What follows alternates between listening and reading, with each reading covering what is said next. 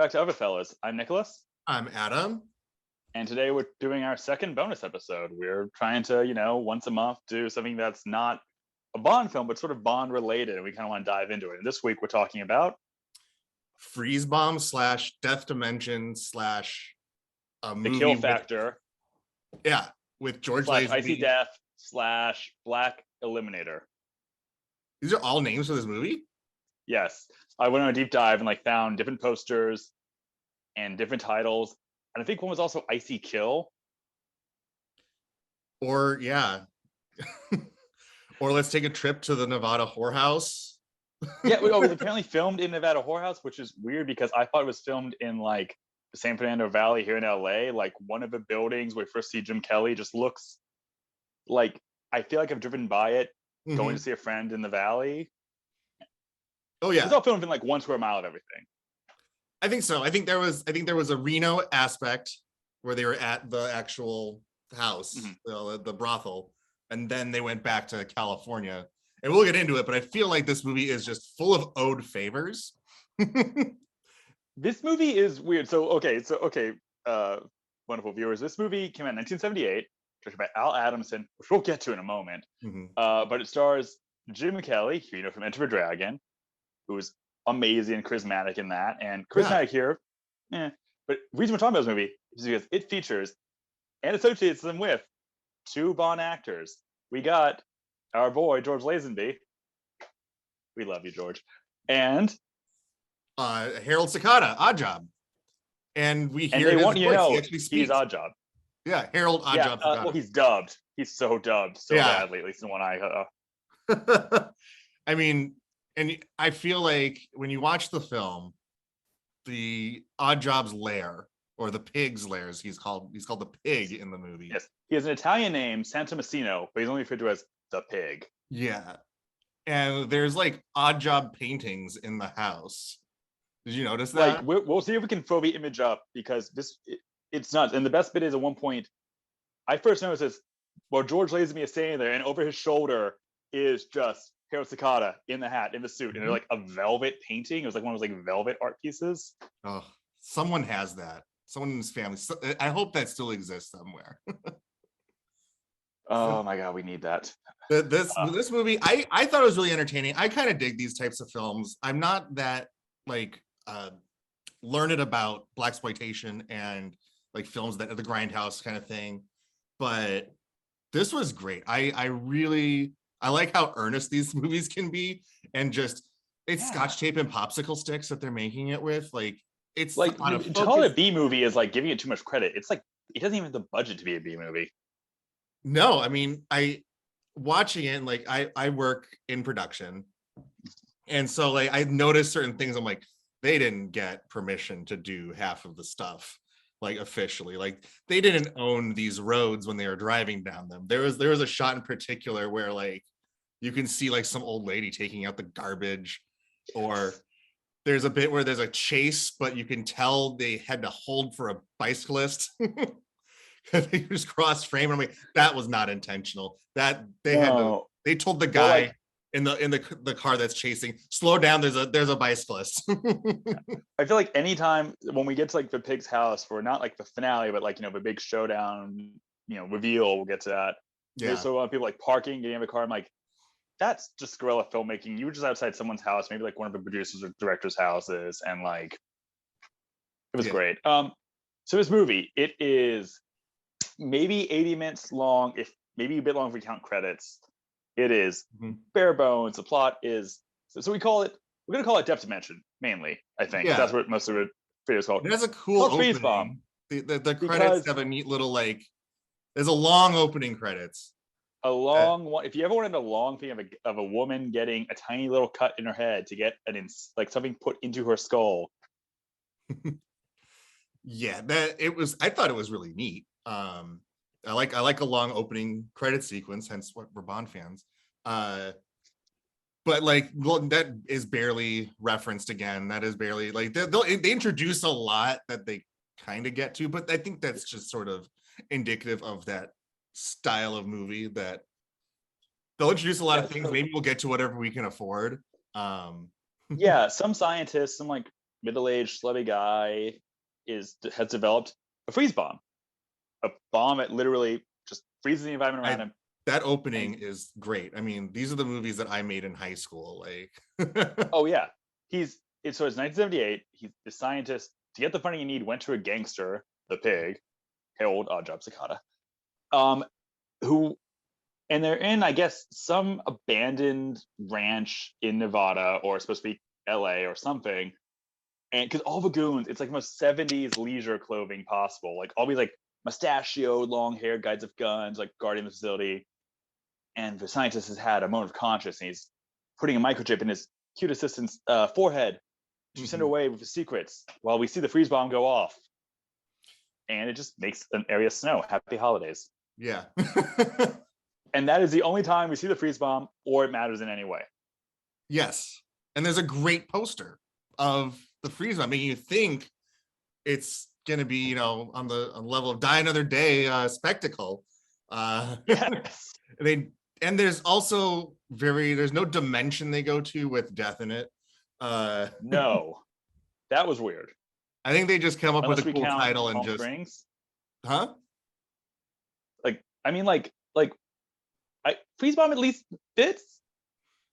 Icy. Sure. I mean, they killed two guys, so icy kill sort of works. Absolutely. The kill factor. I mean, I suppose Jim Kelly kills like at least one person. Yeah, I feel it's a movie that made it up as it went along, and then they forgot to finish the story. And then like, okay, we just got to kill everybody at the end. And also, it was in Lazenby's contract that he ends up being the heavy. Double and he has to do a fight. And also, this is 1978. Bruce Lee is dead. Rest in peace. Mm-hmm. But you got Jim Kelly. You got Jim Kelly with an afro kicking butt. Well, you got to get a Bruce Lee knockoff to team up with him. And the guy's actual name is Myron Bruce Lee, who was just an old friend of Jim Kelly's character, who's Detective Ash. We got to mention that Detective Ash. Yeah. At some point, Ash goes to Reno, just teams up with his dude, and they just decide to kick butt together. It was the 70s. That's just what you did. Oh, wait, hang on. We got the reason Ash and Lazenby even get involved in this.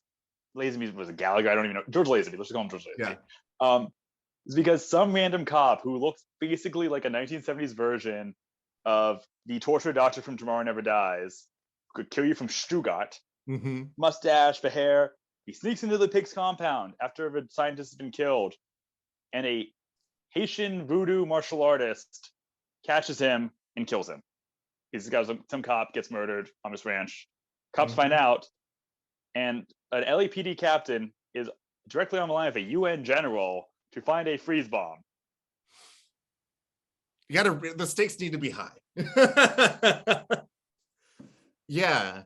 And just the production of it, and then going back to the brothel, I thought was hilarious because I watched the trailer before I saw the movie, and they kind of show the entire brothel scene, and they show it's pretty much a commercial for that place. I think all the girls were real workers, and he goes to the house. This is the first scene there. He goes there. There's a lot of nudity. He sneaks off. The security guy's like, "Hey, what are you doing?" And then he leaves. And that's it. Yeah. Like, there's no set piece there. No, I think he maybe punches the guard, and Jim Kelly Ash. He maybe punches him and then leaves. But it's like, and then they have a chase on Lake Tahoe, the boat chase. Oh, the boat chase, which that was kind of cool. I mean, again, this movie is sort of entertaining despite nothing really happening or mattering. Because it's short. It's Jim Kelly is always fun to watch. Oh my god, he is so charming. The best bit, he goes to Reno, is that's clearly the stock footage of just the street. Mm-hmm. They just show him just walking by a slot machine, stopping, pulling the lever, and just smiling. And it's the most pointless 5 seconds, but it's so fun. He's having a good time. And I think this film also has the record for most punches landed. I think it's thousands of punches and nut taps. Yes, Jim Kelly likes to nut tap, and there's even a bit where all the guys are laid out in the woods. Yeah, all the guys are laid out. He kicked everyone's ass, and he's leaving, But as he leaves, he just punches one more guy in the balls. And this is after he like literally has like it's got a guy on each side of him, he grabs him and he's with one leg, just I can't see from there, but he just kicks him back and forth in the balls, and they just go down. Yeah. Like as a kung fu film, it's not really that exciting, but it's funny. Which okay, so we gotta talk about this one because this bugged me so much. Mm-hmm. Like, you know, we've talked about like in No Time to Die, like the Poison Garden, instead of it, no one dies in Poison Garden, even though it's clearly set up for that. Yeah. In this movie, the Haitian voodoo martial artist assistant who works for the pig, mm-hmm. he kills like the 70s fro mustache cop with like a pinky ring slash across the throat. And right. There's a whole scene where Lazenby has to have Jim Kelly spell out why this guy's a voodoo guy, tying down to the ring. And they finally face off at the end of the movie, and you think, oh, he's gonna like do the finishing move, and like Kelly's gonna block it. No, Jim Kelly's like, I think kicks him, punches him a bunch, and just kicks him off a cliff. Like, how do you not? A very well rehearsed kick off the cliff. Oh yeah, that was. I mean, one other thing that we'll get into is the stunt work in this movie. Like, talk about doing it for real. Like, even though it, you know, they shoot him on a pretty, you know, tall cliff where I'm sure he jumped onto, you know, mattresses or something. Hopefully. He really did jump off something. And he really gave himself a push start to to fall off of it. And then it cuts to like, you know, a very steep dive. But also the fact that, you know, a lot of the martial artists, like, they probably are hitting each other, they're making contact, but like the end of the film has a pretty neat sequence with a helicopter just throwing dynamite at Jim Kelly and Harold Ajab Sakata. And the explosions are pretty close to the actors, and there's no stunt people in the movie. Like, everything is the actual people. Like, something, maybe some of the women were doubled, but like everything with Lazenby was Lazenby, which is cool. Jim Kelly, obviously, and at the very end of the movie, I'm like, hope you guys saved this for last, because you're very close to blowing up Ajab. Yeah, who I think at this point was like, honestly, he's like in his late 50s, and he's still just like, his arms are massive. Yeah. I was gonna mention, like, I thought it was gonna be kind of sad because it's about, you know, it's 10 years ish after Honor Majesties, and then probably like 15 or 16 past Goldfinger, and these guys are pretty washed up at this point. And I gotta say, Lazenby and Ajab looked great. Oh yeah, and Lazenby has a fantastic ass. Yeah, I got 70s pants. We both like watched this movie over the last week. Like, we had to find it like on Amazon because you can't find it like anywhere, and just stuff like Amazon. And I get like a message from you that just says, "Man, Lazenby looks good." He does. He does. No, like, I very well love this guy. Yeah, and like, also one thing I noticed, like, there's B movie acting in it for sure, but Lazenby's a true professional in the whole movie. Like, he's straight and he's good. He shows up. And when he has to be menacing, like, he is. Like, I legitimately thought he might put up a fight and win at the end when he's like, you know, like by the pool when he's a heavy. Yeah. Like, he, you know, he's pulling out a gun, he's fighting back. Like, they don't establish he's a martial artist, but he's able to like take on not Bruce Lee and put up a solid fight. Yeah, I thought his death scene was cool, very Oddjob like. Because again, remember, these are those guys. Oh yeah. Remember that scene? Remember this guy? It's like, yeah. Although they don't try to put Lazenby in a tux or anything. It was interesting. Like, he actually just playing the chief essentially. Although he's very Australian in his first scene. His accent goes away, but he's very Australian when he first shows up. Oh, he does not lose his Australian accent. I kept hearing it the whole movie, and like, that's, I think, my only point against him is that he cannot do an American accent, and he's trying. Yes, he's trying. I liked that. I like all of his performances. I really liked the bit with the lead female character. I can't remember her name. Well, she's tied up. The assistant. She's it's tied up and has to use a rotary phone with her mouth. Yes, that was a great bit, and I kind of wish she didn't dial operator and had to dial an entire number. And we had to sit there and watch her do it. You can almost see like the idea of like a very cunning scientist on the run who's like being avoiding different pursuits. Like a Bond film could actually do that and do it well. And like they were sort of doing a little bit here, but like the best. I'm not sure he was even acting, but just Jim Kelly was just cool. Like, oh, totally. Like when he's just teaching some guys martial arts, he's like, "Hey, are you cool?" He's like also kicking their butts. And then he's like, "Man, I gotta find a better way to make money or something." And it's like, or he like extols the virtues of malt liquor. Yeah. Oh God. Hey, I mean, he's probably trying to get an endorsement. Yeah. Oh yeah. This is how much this kind of movie is like the kind of movie we're talking about. Like it took me a while to realize, but it was his girlfriend gets killed like a third away in the movie. I want to say about the voodoo martial artist. Yeah. But he's not even sad. Like it gets a one-off mention. He's like, okay, back on the thing. He's like still just being cool. He's too cool, man. He's too cool. Too cool for grief. Yeah. I got time. I keep saying voodoo martial artist, but it's not like he actually did voodoo. It wasn't like some like Baron Samedi stuff. It's not. It's just like a guy who gets and a particularly terrible makeup scar. Oh God. Like, and also just like the leather studded cuffs. Do it. And like some of the female characters in Sakata's house, some of the costume choices and some of the makeup choices are just amazingly bad, but we love it because they're going all out with what they have. So I enjoyed this movie. Yeah, it's not good. It's not even close to good. It's oddly entertaining. It knows what it is. Like I think I said to you when I messaged you back, it was like, okay, if Enter a Dragon, because I'm looking at the Jim Kelly stuff. If Enter a Dragon is Dr. No, this is Diamonds Are Forever, but like the ultra phoned in cheap version. Screw Vegas, we got Reno. If you like, I mean, if you're into those kinds of like grindhouse movies, like I think this is one of the ones that I personally, with grindhouse stuff, I think it gets really boring. There's a lot of nothing until the very end. But this one was entertaining the whole way through. Like, if you know what you're going in for, you're gonna have a good time. Like I particularly I don't like Kung Fury, which is like a recent type of this sort of thing. But I'm a big fan of Danger 5, which is an Australian show, and Italian Spider-Man. And this was right up my alley with enjoying those. Like this is the real stuff of what they were trying to parody.